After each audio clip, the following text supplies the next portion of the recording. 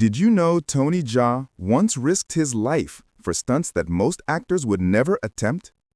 His name once stood beside legends like Bruce Lee, Jackie Chan, and Jet Li. But what happened next is a story filled with struggle, silence, and heartbreak. Watch till the end, because the final update will shock you. Tony Jaa was born in Sern Province, Thailand in 1976. His real name is Tachakorn Yirum. He grew up in a small rural village where his parents worked as elephant herders. His life was simple, but his dreams were big. As a boy, he watched martial arts films projected on white sheets in open fields. He admired Bruce Lee, Jackie Chan, and Jet Li. He didn't just watch them, he practiced their moves until his body could mimic every strike and every jump. From age 10, he began formal training in Muay Thai.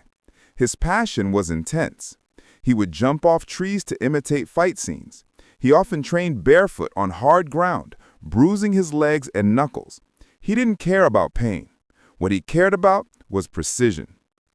By the time he reached his late teens, his technique was sharp and his body was built like an athlete.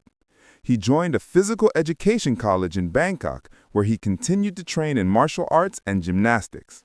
His talent caught the attention of legendary stunt coordinator and director Prachia Pinkau.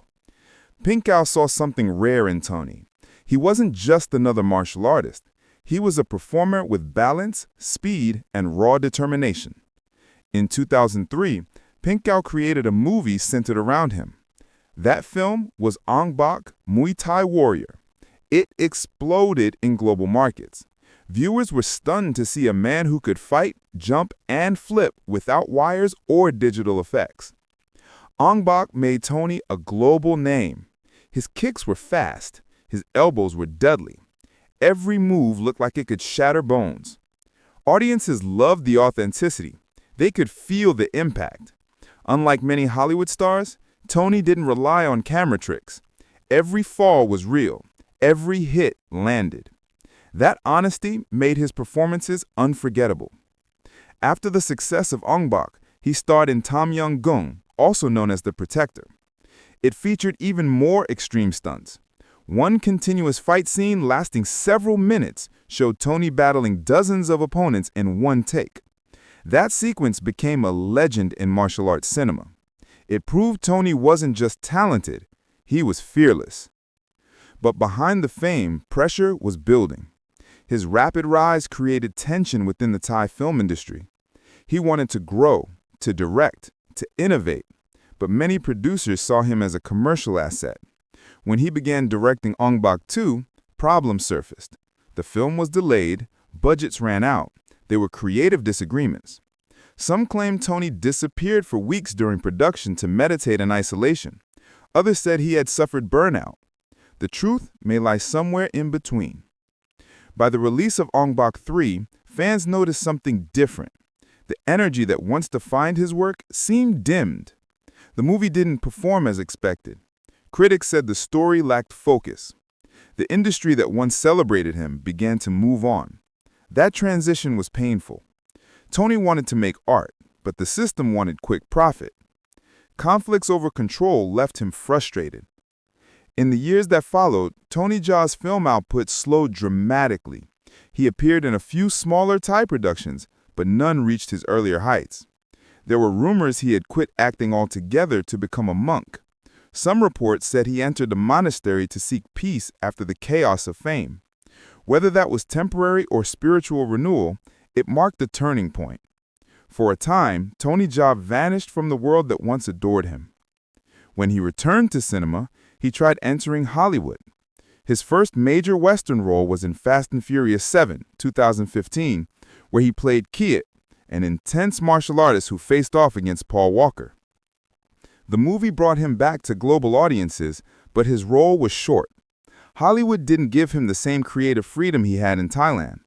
He was a fighter again, but not the hero. He also appeared in XXX: Return of Xander Cage with Vin Diesel. Once more, he displayed skill and charisma, but the screen time was limited. He became part of ensemble casts rather than leading man roles. The same man who once carried entire films on his back now stood in the background. Fans began to ask, what happened to Tony Jaa? Several factors contributed to his decline. First, the injuries. Years of performing his own stunts left permanent damage. Torn ligaments, bruised ribs, shoulder injuries, and constant pain made it harder to train. Second, industry politics. The Thai film market is small compared to Hollywood or China. Without studio backing, even great talent can fade quickly. Third, language barriers. Tony speaks Thai and limited English. That restricted his opportunities in global cinema. Then there were personal struggles. Fame came fast and hard.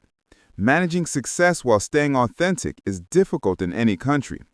Reports suggested he had financial disputes with former producers. Others hinted at emotional exhaustion. He needed time to recover, to reset his focus. The man who once represented unstoppable energy found himself trapped between fame and peace. As the years passed, Tony Jaa appeared occasionally in co-productions between Thailand and other countries. Movies like Triple Threat and Skin Trade paired him with other martial arts stars such as Iko Uwais, Scott Adkins, and Michael Jai White. These films pleased hardcore martial arts fans but failed to reach mainstream success. The budgets were small, the stories were simple. Yet through it all, Tony's skill remained undeniable. In recent years, social media created confusion about his status. Some false rumors spread claiming Tony was sentenced to life imprisonment or faced legal trouble. These claims are untrue. There is no record or evidence to support them. Tony Jaa continues to live quietly, working on selective projects and training younger fighters. The false reports reflect how fame can twist truth into fiction. As of 2025, Tony Jaa is slowly rebuilding. He is attached to a new Muay Thai trilogy co-produced between Thailand and China. This project aims to revive the golden age of authentic martial arts cinema. It will showcase his original fighting style with modern film techniques. He is also listed as an executive producer, giving him creative input he long desired. For fans, that is a hopeful sign. He has also been in discussions for a large-scale international collaboration with Tiger Shroff and Sylvester Stallone. If that film materializes, it could mark a global comeback. Early reports say the project will blend Eastern and Western action styles. If executed well, it could restore Tony Jaa's reputation as one of the world's top martial artists. Still, his journey remains bittersweet.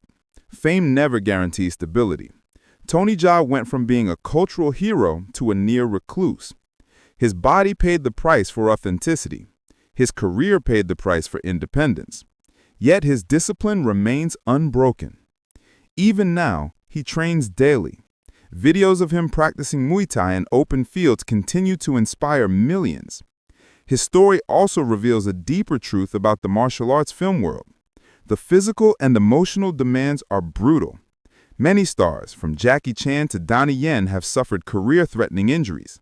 Few survived decades in the business. Tony's fall didn't happen because of lack of talent. It was the system's inability to sustain real artistry in a commercial industry. Fans around the world still hold hope. They remember the man who leapt from rooftops, shattered glass walls, and fought through flames. They remember a performer who made them believe in real combat. They remember the roar of crowds when Ong-Bak played in theaters. That memory is powerful. It keeps his legacy alive. Tony Jaa's story is not just about failure. It's about resilience. Even in silence, he remains a symbol of authenticity in a world filled with digital shortcuts. Every stunt he did without wires became a statement. Every bruise became proof of his dedication. His life reminds us that true mastery is built on sacrifice. The heartbreaking part of his journey is not that he disappeared. It's that the world moved on too quickly. Audiences who once cheered for realism turned to CGI-heavy blockbusters. The market changed, but Tony didn't. He stayed true to his roots. That integrity cost him fame, but it earned him respect. In the end, Tony Jaa stands as a warrior who gave everything for his craft. He may no longer headline major studios, but his influence runs deep. Every new martial artist who enters film today carries a piece of his legacy. His silence speaks louder than most careers. And if his new projects succeed, the world might once again witness the power of the man who changed martial arts cinema forever. If you grew up watching Ong-Bak, this story is personal. You watched a man do the impossible. You watched real pain and real skill on screen, and now you know the price he paid for it. Leave a comment below with your favorite Tony Jaa film and share whether you believe his comeback is still possible. His journey may have been heartbreaking, but it is far from over.